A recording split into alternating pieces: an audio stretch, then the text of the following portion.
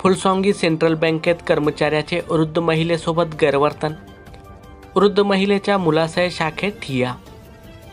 दुर्धर आजाराने ग्रस्त 70 वर्षीय वृद्ध महिला पीक विम्याची रक्कम काढण्यासाठी आपल्या मुलासह बँकेत आली असताना बँक कर्मचाऱ्याने वृद्ध महिला व त्याच्या मुलासोबत गैरवर्तन करून अरेरावी केल्याची घटना फुलसोंगी सेंट्रल बँकेत घडली।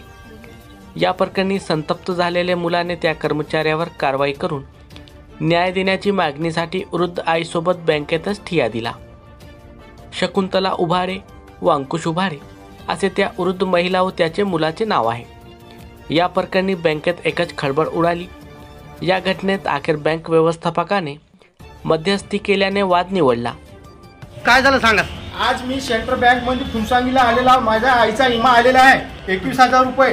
तर साहेबाचं म्हणणं आहे बा तुमचं राजकारणाचं काढलेलं आहे, ते ना राजकारण संपलं म्हणजे तुमचा समाज कायदा संपला म्हणजे तुम्ही काय केलं ते जाऊ द्या।